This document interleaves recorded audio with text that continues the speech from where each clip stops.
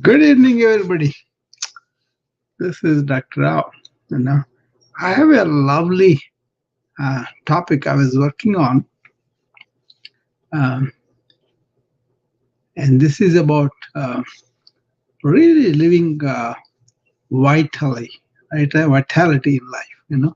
So lots of people live, but don't have the just don't have the uh, uh, joy and enjoyment in whatever they do, right? So I was doing a lot of physical work, arranging stuff this morning. So, but I just thought I'll come and talk to you all a little bit. So, this is like what are those principles that we have that bring in vitality in our modern life? See, what we have is a lot of anxiety, a lot of hurriness, a lot of, uh, you know, uh, we have the pursuit of success and speed and survival, right? Uh, but then we often forget we need the vibrant living, right? Um, yeah, as you know, I'm a physician, but I am very interested in the ancient wisdom. So when I studied the ancient rishis or sages or mystics or healers, they actually left us a treasure chest of practices and principles for living not just long, they lived long, but also radiantly well. So I'm going to talk about seven keys here. Okay, that I picked up from the ancients, and the times were different. That's true, but I maintain those can be at least partially, can be really implemented here. The first one is, which I'm going to do a webinar on Saturday, is about breathing. They call the prana. That is the life force. Actual meaning prana means life force. So when you have that breath life into life, so every ancient tradition, whoever you take it, that for them breath is not just the breathing; it's sacred breathing. Okay, um, it is the first medicine because once we the bring the prana in, then the child cries and all that, right? So if you can make daily conscious breathing, okay, it does replenish your energy, that's for sure, and it will calm your nervous system, that's for sure, and anchors us in the present, in the now. Okay, so uh, Thich Nhat Hanh, that great man, he talked about breath is the bridge between life and consciousness, right? That's what you need to understand. That's the first principle, breath. Okay, and we're going to have a major uh, webinar on Saturday 9 a.m. Central. And then second one is living with purpose. Ancients did have a purpose. See, if you um, if you really fail in your own purposeful life,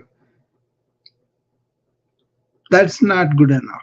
Even if you succeed in somebody else's purpose. For example, you are led to lead a company that makes cigarettes, and you allow the cigarettes to sell better, you allow the cigarettes to go all over the world and all that. But you're basically spreading out the disease and ill health for people who smoke, right? Whether you know it or not, still that is a purpose, that somebody else's purpose, you did it, but your purpose is not that, so it is going to affect you. So you got to have your own purpose, okay? So when you live your, in ancient terms, dharma, ancient purposeful life, your actions flow from meaning, not from pressure, right? So purpose becomes the fuel of vitality. of life. Okay, that's the second one. First one is prana, which is the breath, conscious breath. Second one is the purpose, the dharma. And third one is how balanced you are within. You see, they had this gunas and doshas. They're describing the biological energies. And if they're all balanced, like in Ayurveda, they had vata, pitta, kapha. Many people know about it. And yoga and Vedanta, they teach harmony in sattva, rajas, and tamas. Sattva is clarity, rajas is activity, tamas is inertia. Okay, but you want to have a balance of that. Whatever it is, your internal forces are aligned, the mind is clear, and the energy is steady. You will be vital, right? So, life force, prana, purpose, dharma, and third one is the balance of the internal forces. Okay, and then walking the middle path, the fourth one. Okay, you don't want to be um, dull or too dynamic, but you want to be balanced, right? So avoid extremities. That is like in eating, working, or resting. And the golden uh, mean leads to graceful living. Mean means average, average of several values, right? So he who is moderate in eating, sleeping, working, and recreation, these people can destroy the sorrows. Okay, that is the ancient saying too. And so we've done four of them: prana and internal forces balance, purpose, and also doing everything in an average, okay, in a balanced way. And the fifth one is attuning to the nature. A very big deal. How much you are really connected with the nature and have the rhythms and everything going according to the nature in your body and all that, right? So this the ancients knew. So they knew if I want to live vibrantly and rhythmically in cycles, I have to wake up with the sun and rest with the moon and eat with the seasons and let the earth reset my nervous system.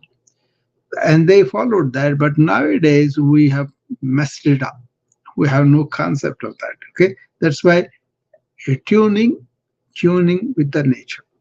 And the sixth one is having cultivation of inner silence. If you can cultivate inner silence, that will do wonders. But right now, what we are doing, we are allowing the mind to go constantly. Information overload, constant chattering, constant noise, right? So if you can do daily silence, it will restore your vibrancy. So it basically the silence grounds you in awareness, not just the thought. So this is the soil where intuition, creativity, and calm blossom. So inner silence is very important. Okay? Seventh one is simple joys. Simple joys you have to savor. Okay, whether you're sipping a tea or having a slow walk or just standing by listening to the rain falling down. All those moments we get to savor. And then when you savor them, you have created the vibrancy again within you. The sages smiled often. So should we. Simple smile. Okay. These are the seven principles, right? So I hope this helps you a lot. Okay. I will give you some morning rituals and routines you can do daily. This is a daily template for vibrant living. In the morning, you wake before sunrise, right? And then you do deep breathing and stillness practice. Both can be that. And then cultivate, maybe ask questions about fundamental things. That's your self inquiry. And also be grateful to whatever you have. Okay. And then you can start the day with a warm lemon water. That's the morning. And come midday, you want to have a meal that is balanced. That is the sattvic meal, I say. And then you can walk like a back and forth, get, 100 steps. Fourth, you got 10 steps and then take them back.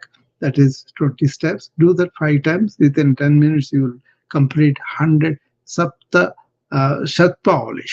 Shat means 100. Pavali means feet.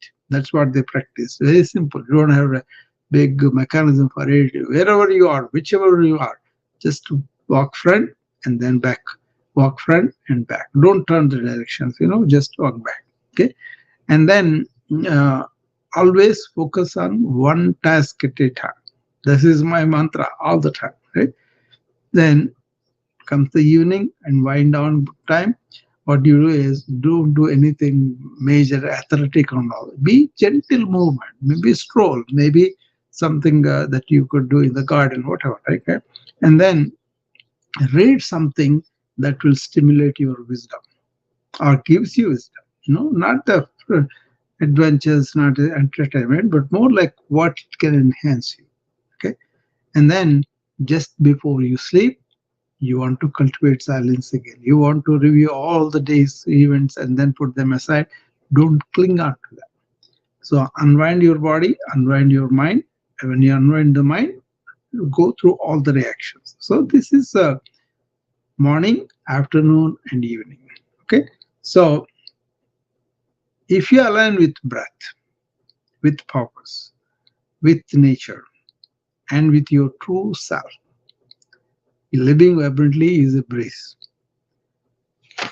See, not the more activity, but more presence. Not more things, but deeper being. Okay. So if any of this resonates with you, come and tell me about it. Otherwise, write a DM to me as to what you think about them. Okay. Um, or join me on my wellness club or wellness sessions that I do in the morning routine and all that. Okay. So stay radiant, stay rooted to the nature and to your inner being. Okay. So that is what I wanted to present, those seven. Anybody has any response to that? Anybody uh, have anything else add to that? You can come up and tell me about it. Okay.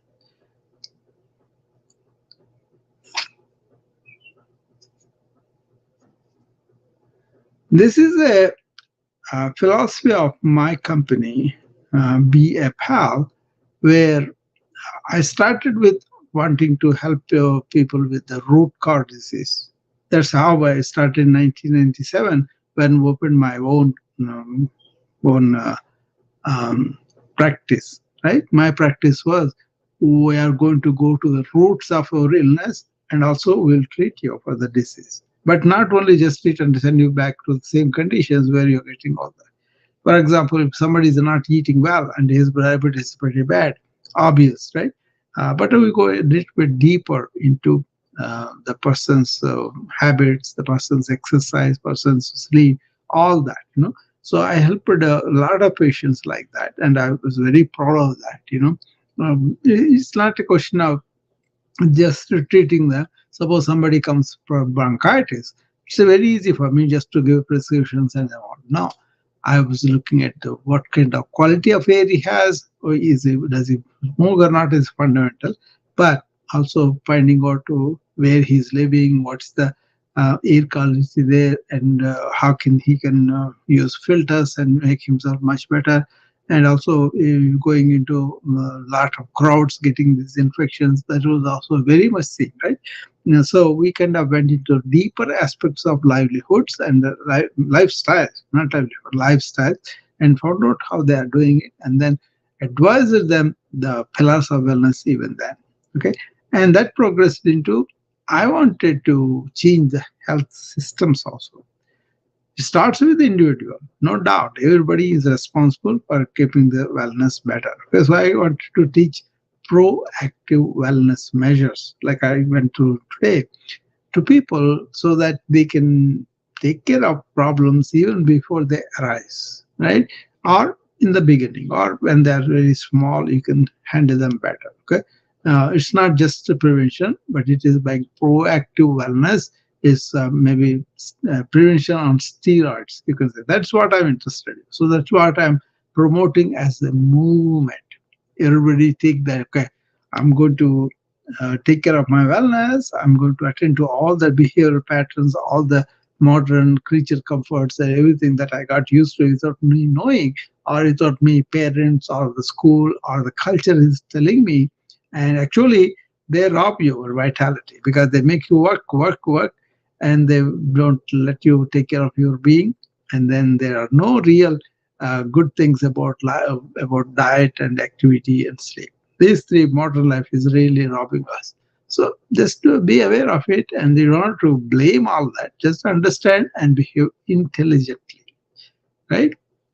Then that will be very, very good for you. Okay? There's so much knowledge out there, modern medicine, ancient wisdom, to keep ourselves not only well, free of illness as much as possible, and also attend to the illness at a very early stage so that you are not going to be well. That's what all my efforts are.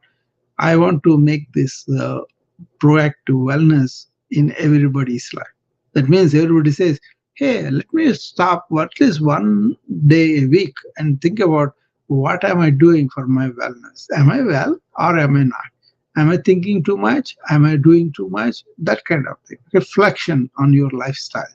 And then have a meeting with the family members, cooperate to bring in more fruits and vegetables, more cooking at home, more eating together, more eating and savoring it, and paying attention to what is going on into your body, right? And also take a walk together, or go and do something, or just walk back and forth in the room, like I said. All those things you can do. How proactively, that means nobody is telling you, nobody is pushing you, not even your doctor is pushing you. You yourself have taken charge of your wellness, and you are going to do proactive measures that are there. So learn all these wellness tips from people like me and others also. So many people are encouraging that, right? I'm not the only one. Okay, but I am bringing a passion because I don't want to you go through unnecessary illness or severity of illness. Okay, so this is a very important thing to consider if you are not considering. And also, not only one aspect of wellness, holistic perspective, how your body is, how strong you are, how you know flexible you are, how energetic you are. All these are important. And when it comes to the mind, how focused are you? How joyful are you? How compassionate are you? How kind you are? All these things are important too. And then you go to your spirit.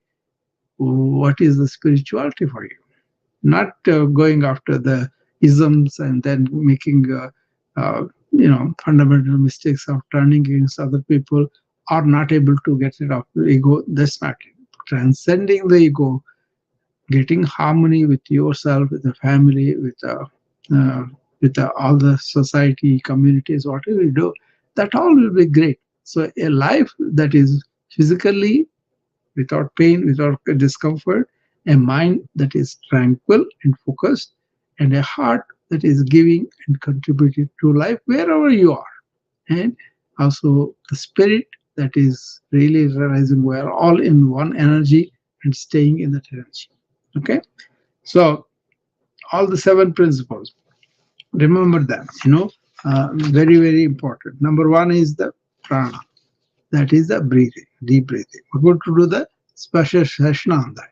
The second one is dharma, that is purpose, life purpose, my own purpose, what I'm called for, what I my inclination to it. You can sit down and write down also what really makes you feel alive, what makes you feel like I'm contributing to something important, what makes your time go away very simply. All those things point out to you what is your inner purpose is. Okay, what is that you resonate with? Okay, not just making money, not just living simple things, but also what are the measure intelligence of the human beings? What are the beautiful things that we can enjoy as human beings, right?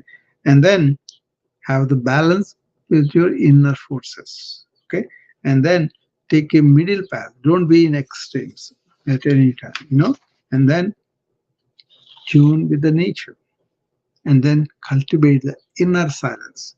And the last seventh one is savor simple joys.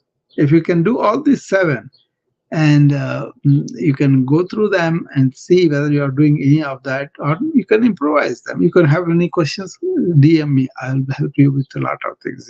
Okay, so you can make a daily template of getting up in the morning, taking deep breaths, and then also get up before the sunrise, and also develop the stillness in the morning so you can carry it through the day, and also live with the gratitude, and also doing some self-inquiry of what is happening to you, why you are acting certain way, why you are thinking certain way. All that is self-inquiry. So greater than mindfulness, greater than meditation. This is like a self-inquiry. That's the and then also wake up in the morning, do some warm lemon water or something like I do a herbal tea, all those things. In the midday, have this balanced meal and walk. And while you're walking, do some meditation like, and also only one task is important. And in the evening, unwind your body and the mind, and maybe you can have some gentle movement of dance or yoga, anything like that appeals to you. And also spend some time reading about the wisdom that you can get from life through other people. I read all these great people, right? And but it's not reading. You have to uh, really investigate what they tell. Then only it will have meaning. Otherwise, reading becomes just like that. Okay, and then you can review all the things that you have gone through the day and dump them and go to sleep. Okay, so living vibrantly is about aligning alignment with your breath, with your purpose inside, and with the nature outward. Okay, and you uh, alignment with your true self. That's the most important thing. And it's not more activity, more talk, no, but more presence. Not more things. Let's more and accumulate a lot of it, earn this much, that much. No, but going deeper into your own inner being. That is the living vibrantly mean. Okay, so that's all I wanted to say for this talk. So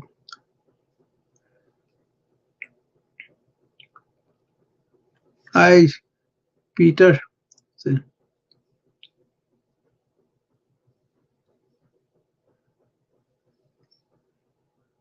this is going to be an article in LinkedIn. I'm going to put it in. I just wrote it this afternoon. So I'm going to get that one published in LinkedIn. So you can go on my LinkedIn handle is linkedin.com/in/Ravu Kurusu. You can go and check it out. I've written a lot of articles there. So if you are interested in my writings, in my way of looking at proactive wellness and living well myself, and then so like I'm 70, I eat balanced meal. I do get up in the morning very before the sun. I usually 4:30, 5 o'clock. I will get up. Sometimes I even get up earlier too. But then I get up with so much energy, so I don't feel like going back to sleep or anything like that.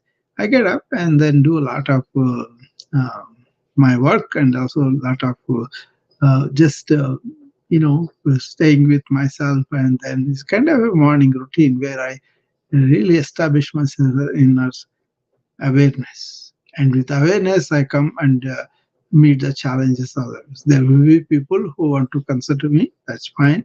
There are people who want to invite me for talks in their universities, hospital. That's fine. There are people who consult me because they have so many chronic problems or so much bad luck with other doctors. They try to reach out to me and see what I have to say. So that is very fulfilling. I'm able to help them, and lots of times they tell me right after my talk that they felt much better. So that makes me feel good.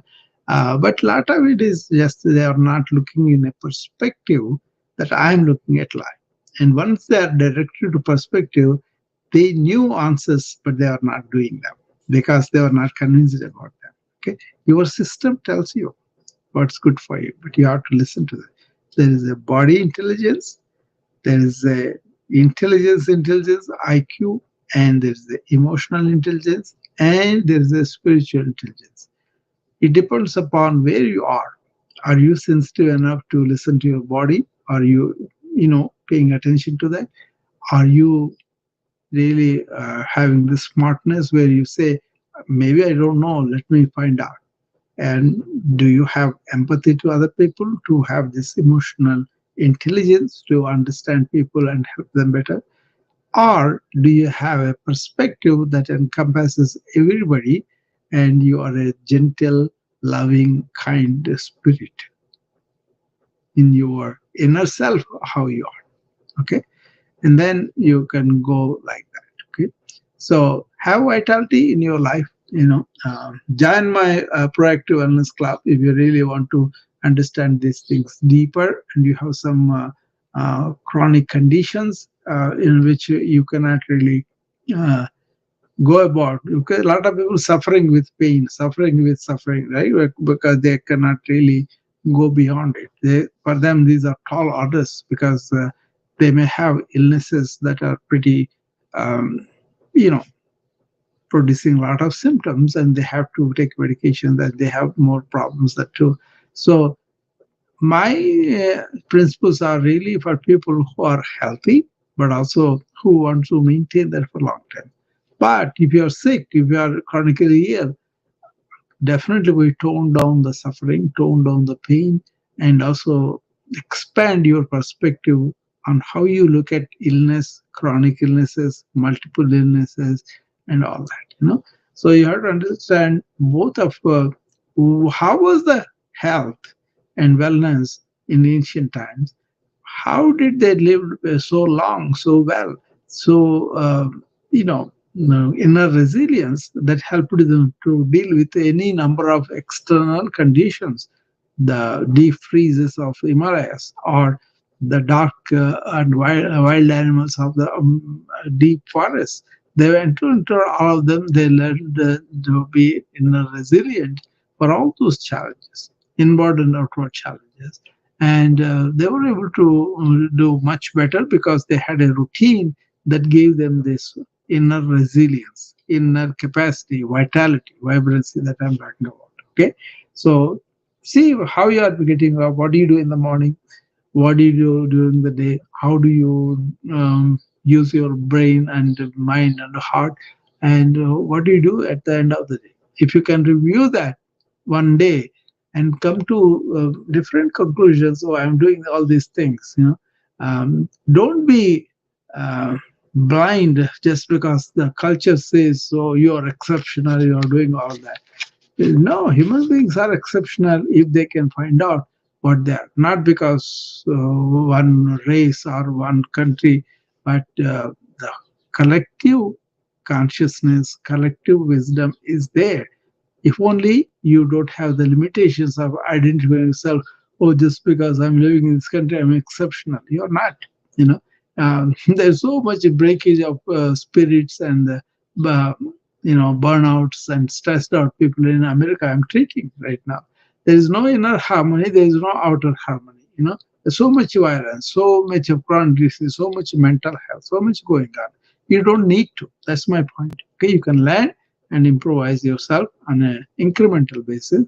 But first of all, this lack of understanding of how to be well by ourselves, giving it to somebody else is not helping people. Many people are ending up with chronic diseases, many of them, and many people are ending up with mental illnesses, many of them. And suicide are there, lots of violence, and lots of things are going on, right? So we don't need to. We could be very well, joyous and happy, and then contribute to the life in a positive way. Okay. If that all appeals to you, contact me and come to my wellness club if you need to learn more, or you can come and ask me here.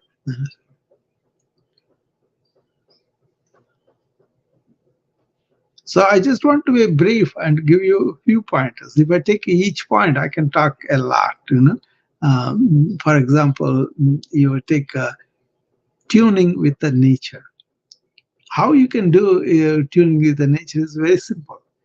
Get up in the morning, don't let your mind take off. Hold it. Hold it and pay attention what is happening outside the window. Is it sunshiny or is it raining? Is it snow? Each one has its own beauty. Listen to it, see it, enjoy it, and get immersed. Oh yeah, you want to know what the weather forecast is, what are the activities are, but then don't go too pursuant. Stay with the nature. Allow your senses to go through and appreciate what are the colors, what are the sounds, what are the things you are looking at. I enjoy every morning because every morning is something new. A bird, there's different colors, or some other squirrels, or the sounds of the raindrops, or the color of the snow, so white, when the first falls off, and then ice particles on the trees, and the icy season, we see that the entire tree is leafless, but it has all these icicles. And then sun is coming through that. It gives you a lot of rainbows, beautiful. So you have to be sensitive to it. So then you can see grass is turning more greener right now, and then a couple of months later, it will all turn, all the leaves turn into different colors. So I am in touch with the nature, not for any reason, just I'm in touch with that. So when you have that attunement, that it is much better for you. Everybody knows if you have long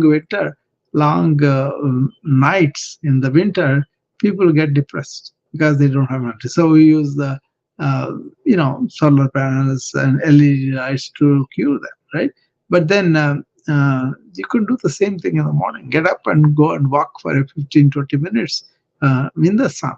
Expose your skin to the sun. That kind of thing. So tuning with your nature doesn't require anything. Only thing it requires is keep quiet here in the mind. Keep quiet and open up and appreciate what it is presenting to you. Don't compare. Don't say this was good, that is bad. No, just enjoy for what it is, as it is right in front of you. Okay? Challenge yourself. Am I in touch with nature? Do I know what is the season? Do I know what are the colors? What are the beauties of there? Do I really, you can travel to Chicago, for example, and I watched the islands, right, in between roads, islands. They took exceptional care in downtown. Before it is all dry. Now it is a lot of flowers, and they also have this roof green. Many of the roofs are they are put in all the greenery so that lot of heat is not absorbed in a bad way, right? So you can do the same on the roads. They have both sides, and on the island there are plants and flowers, and they expend a lot of it. So you can. This is the best time to enjoy that. We go to Chicago quite often for our shopping and all that, right? We are kind of 1.5 hours away from Chicago, because I know Chicago very well. I take my family very easily, and then we spend 1.5 day there, and we have a vacation. Like we see so many things, and we enjoy lake and all that, right? So tune yourself with the nature wherever you are. I am living on the banks of Mississippi, so we are connected with the Mississippi. We have a major pathways around that, and we go and walk there, and we want bicycle, or we just have a casual walk with friends, and then that's wonderful. Or we go to ice cream shop, take ice cream, and go and sit on the banks of the Mississippi and enjoy that. You can do all of that. So, any sensation, anybody, anything made sense to you? Come and tell me. Otherwise, I'm done what I wanted to say. If there's no discussion, there's no point me saying the same thing again and again. Okay. If you have questions or if you have something that really resonated with you, you can come and tell me. First of all, write down those 7. See how many you are doing. How many are really helping you to increase your vibrancy. And then if it makes a difference for you, spread it around. That is the proactive wellness I'm talking about. You understand these measures of wellness and apply them proactively in your life without anybody telling you, and then improve your health and wellness that way. Don't be just occupied about talk. Don't be occupied about just thinking. That is the modern problem. Okay? Inner silence, that's one of the things I told you about. Cultivate that. Use the thought for practical purposes, yeah, but don't allow it to go into random thought, continuous thought, cyclical thought. That is the one which creates you more and more of the same, like a deep thinking. Okay, we have this deep machine thinking, deep mind. What it is they feed some programs, so the programs create their own programs. That is why AI is looked at menacingly, because it is going to do its own thing. For the first time, technology is really overcoming the human mind. That is possible. But be careful about that. Okay. Many of the people don't really think about what I said about your dharma or your purpose. Think about that. Not somebody else's purpose or somebody else is saying that you are my son, I'm a doctor, you should be a doctor. Not that. What do you inwardly feel? What really is your calling like? And once you identify, or you identify something like a bigger than you, greater than you, and then you want to help that cause. You identify, like I am identifying illness all over. There is a very little wellness orientation in individuals, in hospitals, in communities, in countries, as a planet as a whole. Human tribe they go to healthcare facilities when they are sick. Majority of them, not except some people will be very, very cautious about their health and they follow all the principles that is there. But the best principle is be natural, moving the body for even small things, and also keeping the mind quiet unless you need to use it. Don't allow it in its own ways and go and think about things, and then that is useful only certain extent in creative mode. Otherwise, if you are allowing your mind to think about all the things that have happened and you're clinging to them, or are not yet happened and you're worrying about them, this is not healthy for the vibrancy I'm talking about. Be in the present. Okay.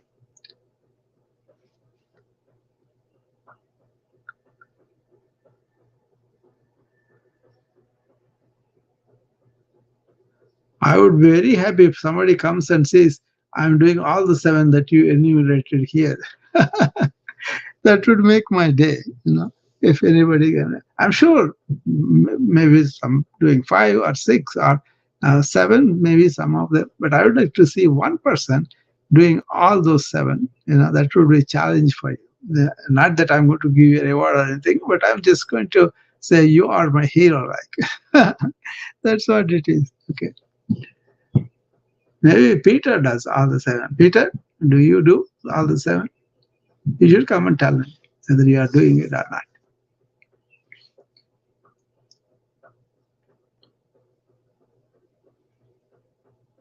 The other thing we can talk about is the breath, which is the very first one we said.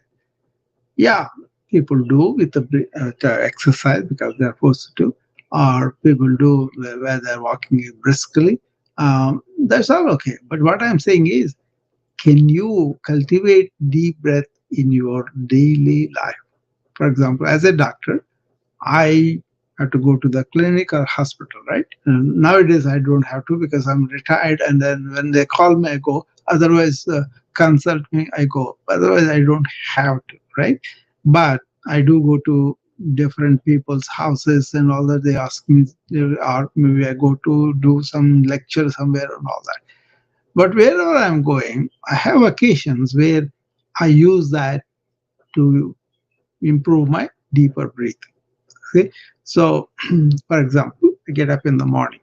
First thing what I do, I sit on the edge of the bed and keep my spine straight and do 10 deep breaths. But in between the deep breathing and deep breathing out, I hold the breath for a few seconds.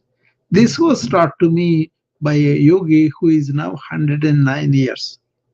So I used to do other way, but then he said, if you can do that holding the breath, it's called kumbhaka in yoga, right? And if you can do that, then you save so many breaths, and that will automatically extend your life because all of us have so many thousands of breaths, and we kind of uh, use them up too much if you are breathing rapidly. Okay, so slowness, deliberate attention. So the slowness cuts down to the rapidity of thought. You don't will be thinking so fast. Okay. And then your nervous system settles down. And also you have energy and you will be oriented to the present moment. See how many advantages are there. So after getting up and after I do the morning routine with my friends, there a lot of deep breathing is there. So automatically everybody does. But when I go driving the car and going somewhere, suddenly a red light comes. I stop there. I'm alone sitting there, no phone calls, nothing. So instead of just sitting there, that 1 minute I'm waiting for the red to turn green, I'll do 3 or 4 deep breaths. And again, in the hospital, suppose we are doing a meeting and then we do rounds around the patient. I'm standing, everybody standing around the patient, we're discussing. Well, other people are describing the case and then what happened, what is the situation, all that. I'm left alone. So I will be listening to them, but also do the deep breathing practice. And then when I go to eat the lunch, we're waiting for the food to come, or we have to go and get it, whatever. There are moments when we can do that deep breathing. So it's a question of not being crazy about it, but really using the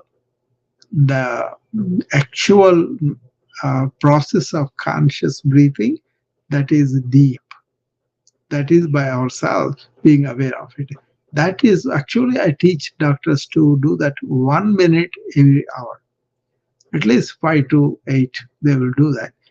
While they are doing, what is the purpose? Is bringing your attention to the present moment and slowing down all the thoughts that are going at a rapid pace. Don't think just because you're thinking rapidly that is a good thing, especially if it has no purpose and you're rapid thinking going on different matters that are gone and are coming up and all that. That is basically a disorganized mind, and that's not good for you in any way, right? So you have an organized mind when you have a purpose, when you know how to use your mind and how to categorize intensity according to the task that you have. Okay, very important. Okay, so if you don't do that, then you will be paying price for that too. A lot of energy goes away in the unnecessary thought. So a lot of people feel brain fog or drained or overwhelmed. All these are because of you keep unnecessary thoughts in and go and visit them again and again and again. Okay, so all right, so I'm now kind of done with what I have to say. I can go on talking about these things in your, but I would like to see is it making any resonance with anybody. You know? So you guys claim wellness app, right? You guys claim a wisdom app and all that. So you should be more enthusiastic about things. At least show it to them. You know.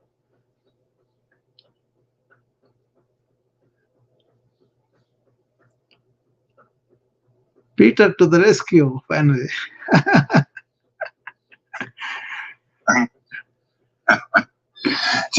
I have to tell you, I know that the number is 7, but I tuned in so late, I didn't even hear what number 1 was. But I've been listening to breath, prana.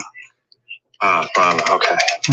Prana, yeah. First breath, second is the dharma, that is our purpose.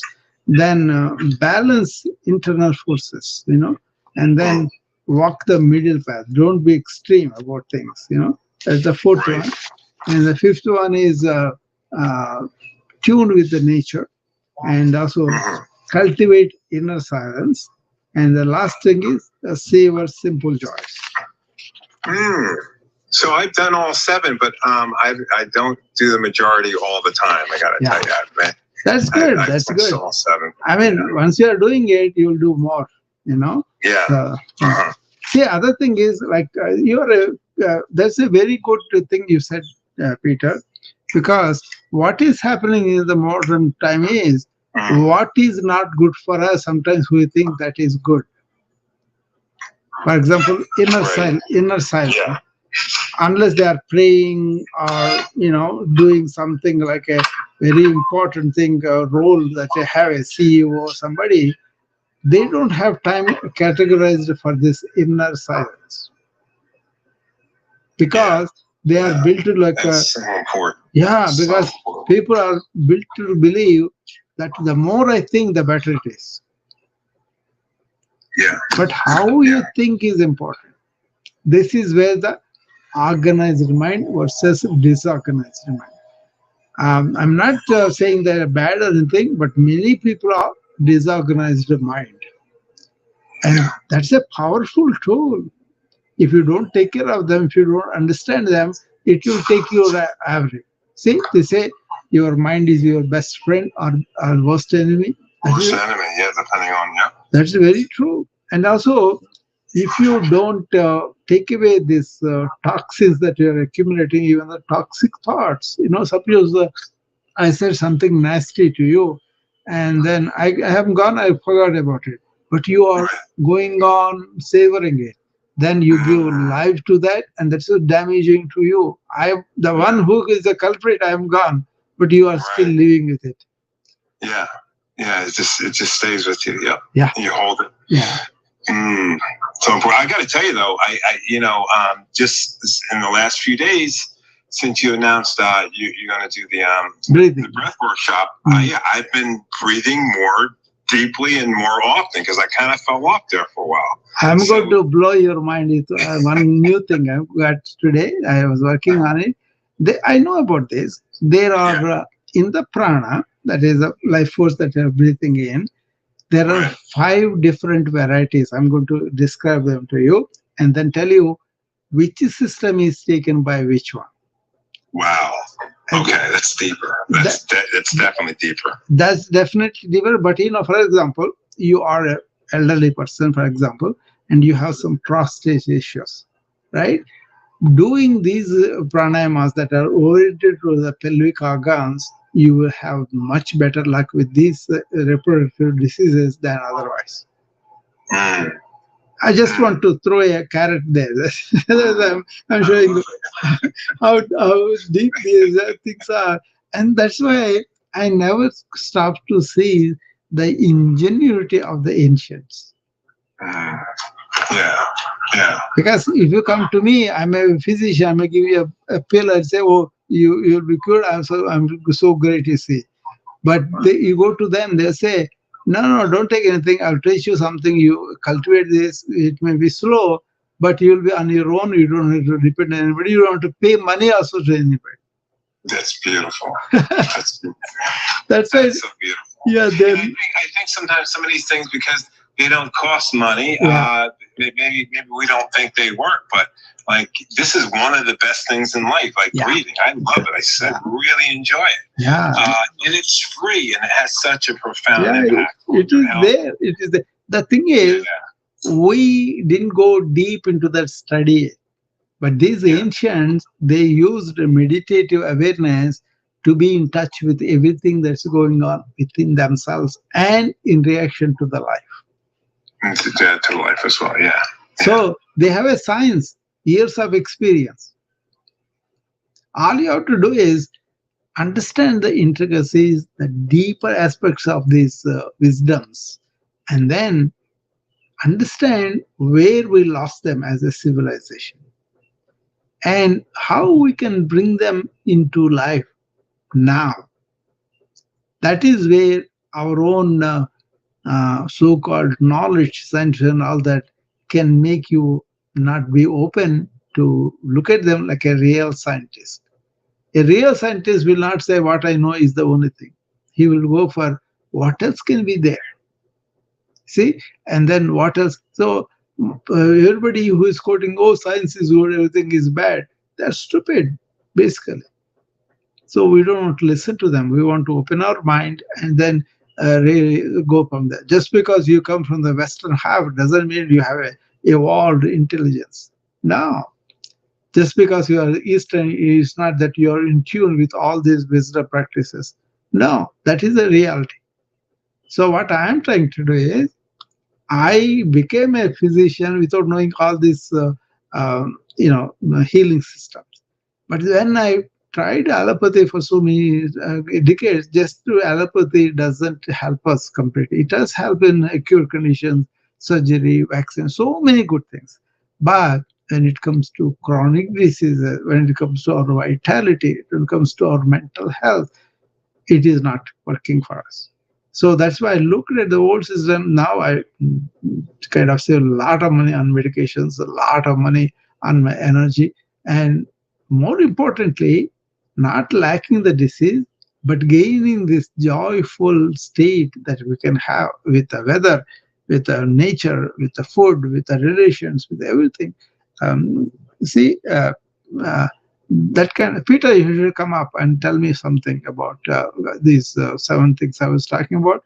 One of the things I want to talk about is, do you find my association with you is more joyful or more condescending or more dominating or whatever? It's beautiful is what it is. Yeah. See, that is the thing.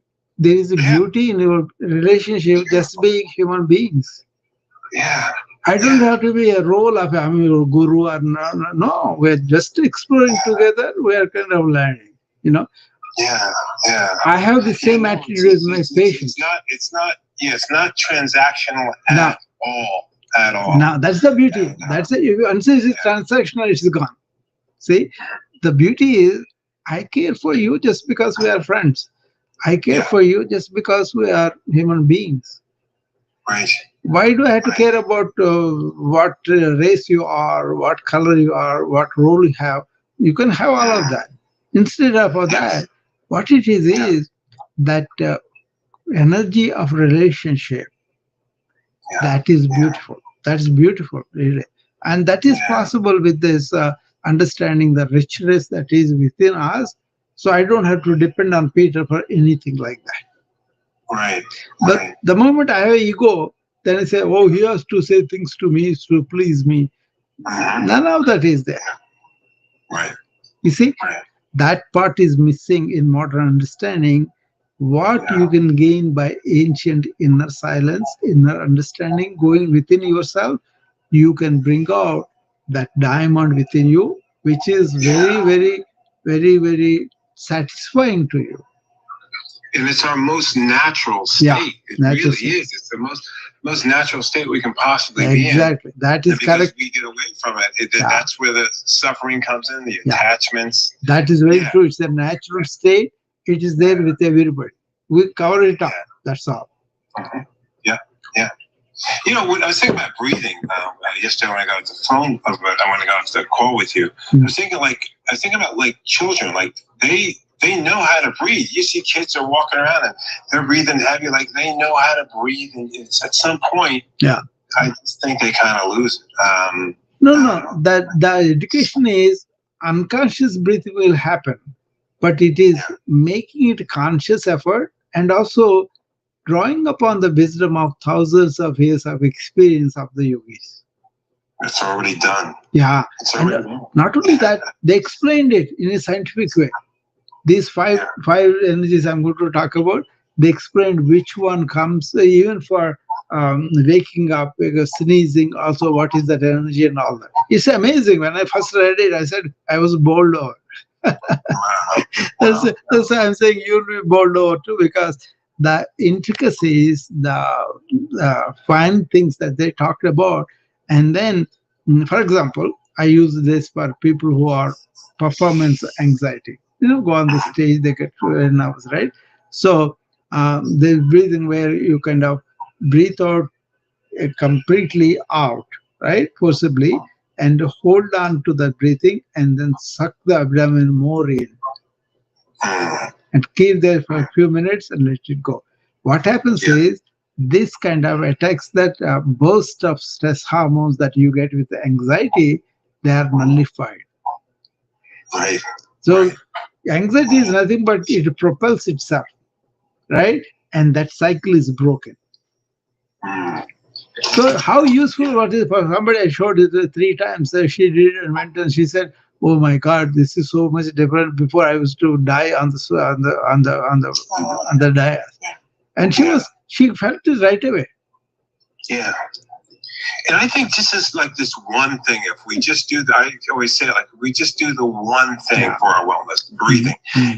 It's the benefits are just, it can change your life. Yeah, and I really mean that. No doubt. Really it is the life force. So you are quoting the life force consciously. That's the beauty. Otherwise, also you will be breathing, but you will be losing all the advantages that we can have. And I have questions about, well, I'll ask you Saturday about prana, because I know what it is, but I we just have I want some clarity on a couple of things. So what I'll do is I'll hold it for Saturday. Yeah. That's fine. Anytime. Actually, this subject is so deep. I was amazed at the amount of work that is left, So a lot of it, because our modern medicine kind of poo-poos this ancient wisdom, which is worked for practical people. It works, So you don't have to believe it. Yeah. So that's why. I also not for just believing. Go there, find out, investigate, and then experiment. Then you will find out whether it's true or not. It's not like a blind belief. I don't encourage. I want people to be inquiring. I want people to be investigating. I want people to be questioning whatever anybody says. I always say my thing also, question them. Come and talk to me. But nobody wants to come and talk to me except Peter, So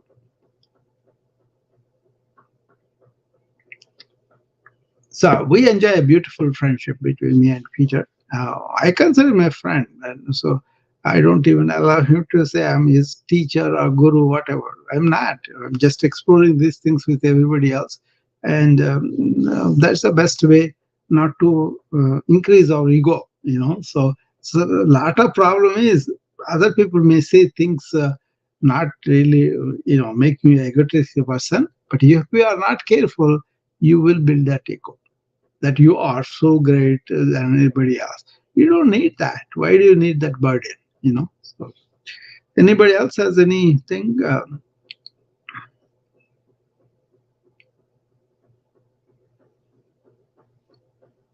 So once again, I want to remind you, on Saturday, we're going to do this webinar or master class on the breath. I will be doing 1.5 hours, but so maybe 1 hour I can cover this. It's a vast subject. But the main thing is introduce to the people who are modern, who are not really aware of the benefits of conscious breathing, deep breathing, varieties of breathing, and suitable for different illnesses. It's all there, And like I said, my own practice, I used to do the physical yoga from B.K. Iyengar. I learned that. I learned all the asanas. I was young at the time, 1985. So I was able to do them, and then immediately I felt the burst of energy. So I continued to do that. But a few years later, B.K. Iyengar himself talked about aligning the breath with our movements. And then I kind of understood it and did them, practiced them more than just understanding, practiced them. and I felt the double the energy. Immediately, I was kind of fascinated about it. Then, as you know, I'm a scientifically trained physician, so I want to explore these things. I want to understand them. And the more I'm telling you, even now, I don't consider myself completely learned human being about these sciences. I'm still exploring. I'm still studying. But they have added a lot to my life. So that's what I wanted to share with other people. So I kind of don't do exercise for exercise. I want you to move the body, but keep the mind quiet. If you can do both of them most of the day, you have a winner's day. Okay. The problem is the thinking mechanism has become so automatic, so unconscious, that is creating its own neural paths. So you got to understand when to use thought and when to be silent. Especially if you are aware and in the moment and silent, you'll be very healthy for the long term. So yogis taught me about being silent and also being in awareness, which is silent, thoughtless state. But you are awake and aware. Hi, Laura. Hello, Dr. Rao. How are you doing? I am great. How are you? Good, good. I have a question about timeless principles and vitality in modern life. Yeah. I see documentaries about people who have been able to tolerate certain extreme either temperatures, too hot, cold, or things that don't normally seem accessible to humans. But with lots of practice, and I think the reason why I'm asking that because I've heard you mentioning about the power you can gain when you are not your thoughts and you are not your I use this in a limited way for myself. For example, at the age of 50, I was recommended to have a colonoscopy preventive, right? I had no problems, but then they and went and had the colonoscopy done with a colonoscope by the GI doctor, but I didn't take any anesthesia for that. Okay, because I came to know from Gandhi, Mahatma Gandhi in India, he had an appendectomy done without any anesthesia. So that fascinated me as a physician. And then I came to know Ramana Maharshi, who had a very big tumor on his elbow. It's a rhinosarcoma. That sarcomas are a blood vessel cancer, right? So they grow pretty deep, pretty rapidly. So when you do the surgery on them, it's an extreme painful condition. But he had it done without any general anesthesia, maybe some local, that's all. So I was very fascinated about how come these people can take extreme heat, extreme cold and all that. What it is we have a body, we have a mind and a brain, but we have a life force that gives animation to the body and mind. We usually forget about the life force and we think we are our body and mind. But the people who have the capacity to stay in that life force, they are detached from the body and mind to the extent whatever happens, they are above that. Okay. Yeah, it is possible. For example, Ramana Maharshi was in southern part of India where it is extremely hot. And also he's on the foothills of a black hill, like a black rock there, So it is so hot in the summer, people cannot even go out. But he went out on a walk with bare feet during that time. So one of the gentlemen walked with him. He said, I can't put my feet there. It's like a fire there. It is like a, coal that is burning. I cannot put my feet. Then he taught him how to be within himself like that. And then this man was able to go with bare feet on that ground. And he retained the same quality for 20 years later. So there is there is a way to. It's not like a miraculous or superhuman. It's kind of understanding what we are within and staying there. Yeah. So one of the reasons I'm asking is because I want to be able to tolerate certain things that right now seem difficult to tolerate. Yeah. And I could say that because of diagnosis of fibromyalgia, yeah. it's difficult for me to tolerate certain things like very hot temperatures, especially inflammation gets bad. Certain, even like a hug that's like very strong. It feels like it's hurting me. I know. So, this is the chronic. The mosquitoes are driving me nuts. I'm camping. Yeah. Like it's other people can tolerate those things. I mean, women go in the military. Yeah. And they don't move a muscle. Yeah. If they're not supposed to. Yeah. And they let the mosquitoes bite them if they have to. And I'm like, Jesus, how can I get there? Because I feel like that's helpful. I don't want to be locked up inside a house or the car or somewhere in the AC the whole summer in North Carolina, Lara, there is something about the pain. So I want to be more tolerant to that's what I'm trying to tell you. Tough now. Yeah, the pain perception, that depends upon your threshold. Some people, very little pain, they have the more perception and they jump at it. Some people have medium. Some people have very extreme threshold where a lot of pain also they can tolerate. They can bear it up. That you can learn slowly, Many times what happens is we have chronic pain patients, right? They have different conditions and they went to different pain medicine doctors and they use a lot of medications and their threshold keep going down. Now they are miserable.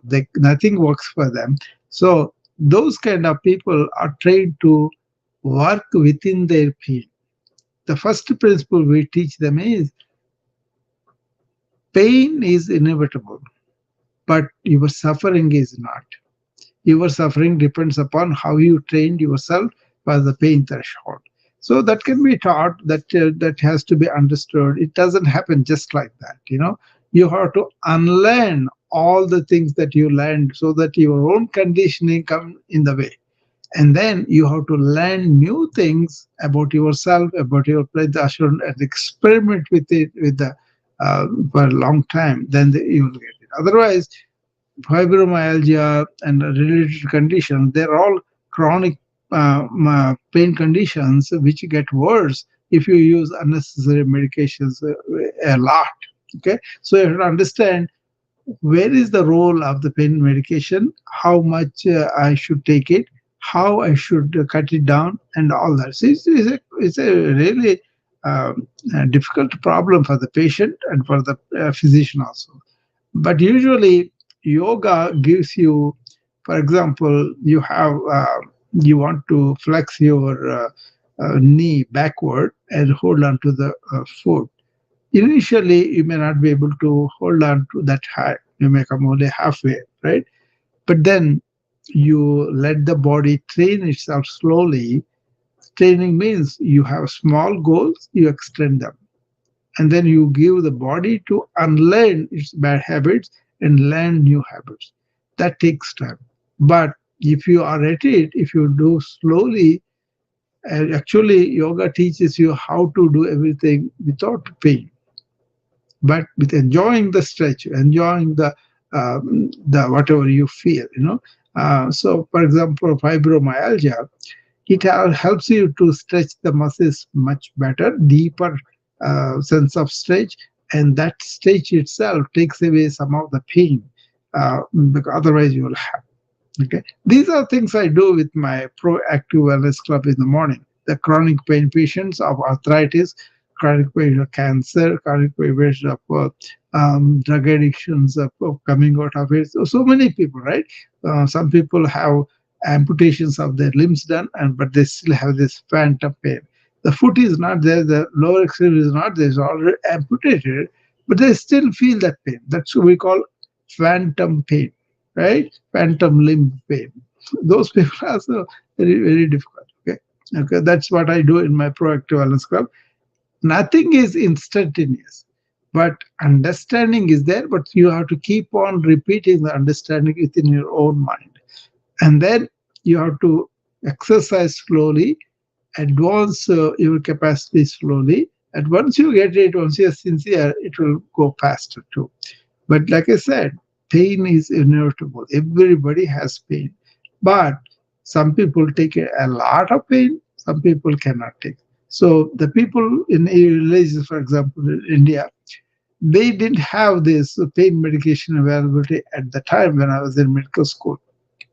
So they used to come for surgeries and other things to the hospital, right? So when we see them, as a student, we have to interview them, we have to find out all that, And these patients, they had highest threshold of the pain. So they can take a lot of pain before they say, I need something.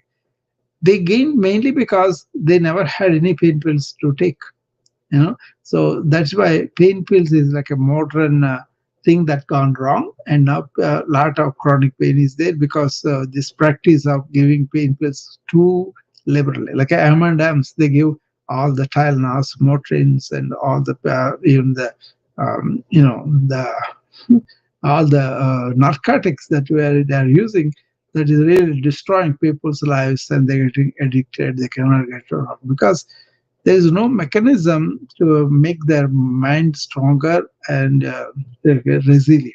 That's what systems like yoga, Pilates, or Tao, and all these people train you in increasing your pain threshold. And also, once you know that you are not just the body and mind, you are the inner self. Once you stay there all the time, then you can take a lot of suffering that comes to the body and the mind. Once you understand the difference, it's a much easier life to handle the problems of life. Okay. Hopefully, I answered your question, Lara. It's a very real suffering for a lot of people with pain in several conditions, especially these fibromyalgia are mainly because of the inflammation, because of our food. A lot of the food that we do gives us a lot of inflammation and lack of exercise too. And also this suffering from mental anguish, mental problems of, thinking too much and not relaxing, not able to silence their mind. That's a good question, Lara brought up. You can come to my Proactive Wellness Club if you want to, then I can teach you more about that. Okay, but it doesn't take like just instant. You have to be at it for maybe, depending upon how much you can unlearn what is the wrong teaching that our culture, our societies, our parents, everybody gave, because they don't know they have again. But lots of physicians also are struggling to really help the patients, but some of them, they're so stupid, they give medication so easily, and then the problem with the patients get worse. Okay, so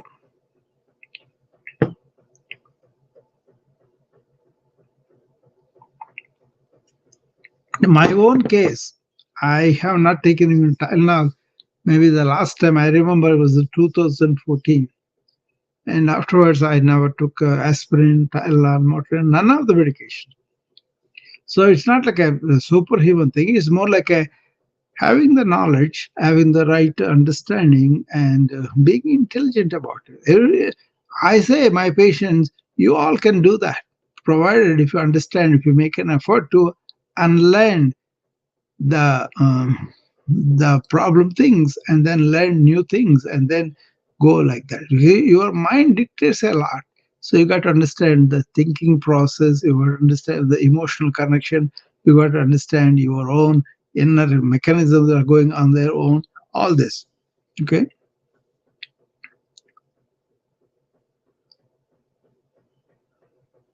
so this is what I'm seeing. A lot of people suffer, either they think this is the only way we can do it, or they are so arrogant, we are the only ones who know everything. any scientist who thinks like that, I don't think he's doing justice to the humanity. You got to be open up. You got to open to the new things or old things, or thousands of years of things have happened. But you were transactional, just doing everything by thinking a lot, and then saying that, oh, I'm so smart intellectually. It's kind of not allowing new information to seek.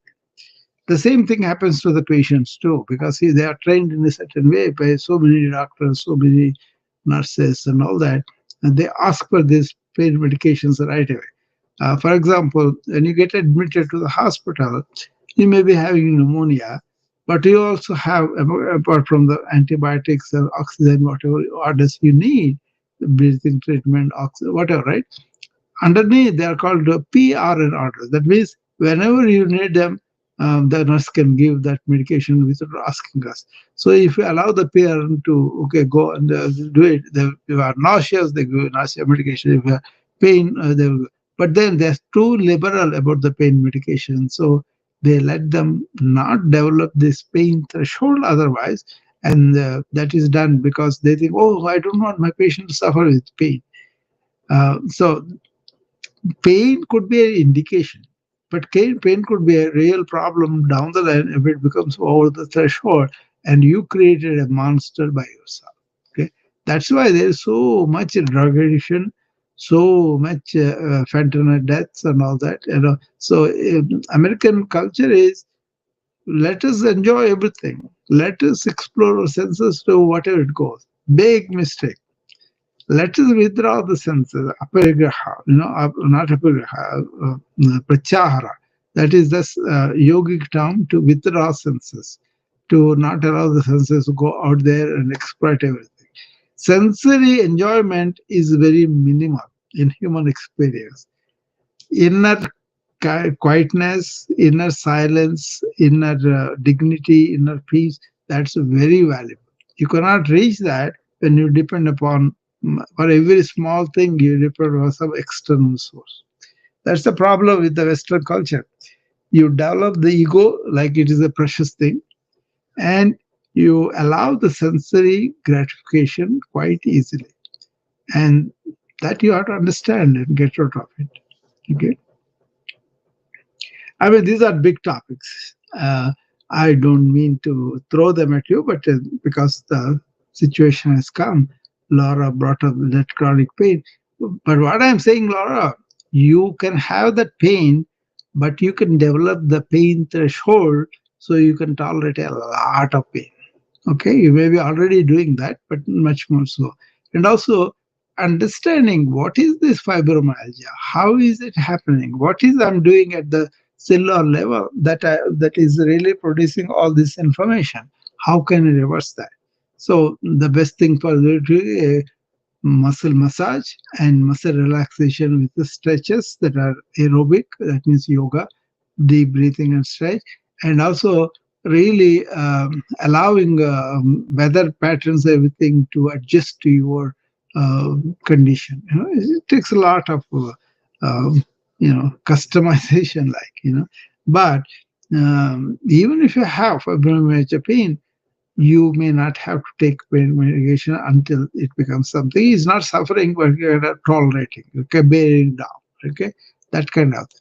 That is not encouraged in the culture, because I may be treating my patient very well, but if the patient goes to some other doctor who is on call that day, and then he comes and spoils my work completely. That's why I'm kind of tired of the modern health practices, because even the diabetics, for example, I take a lot of care of their diet, their relaxation, their sleep, and also the insulin medications and everything, right? And then when they go into the hospital for some pneumonia or something, these are elderly people from nursing home also, and they go with a stable diabetes because they are under my care when they're out of hospital in the nursing home.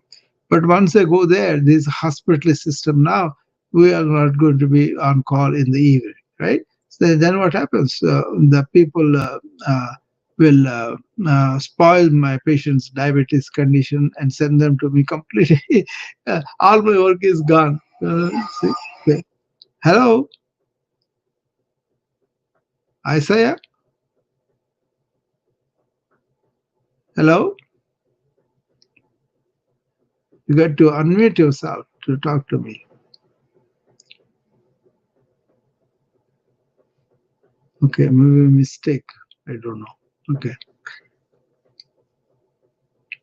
So thank you. And I mean, these are pretty deep subjects, so I didn't plan to talk about them. But see those 7 things if you are doing, and then if you are not doing them, take them up, and then at least, like Peter said, he doesn't do all the time, but I'm sure he's getting more and more into them. Okay, it's much easier for him, and also he can teach all those people he's treating for the addiction, right? That's a good thing. Thank you, and I'll see you again on Saturday morning, 9 a.m. Central, Chicago time. Okay, that means 10 Eastern. Okay, you will be learning a few things about the conscious breathing and how to improve your pain conditions, your nervous conditions, your emotional conditions, and then also trying to be here and now. Okay? Thank you. Bye-bye.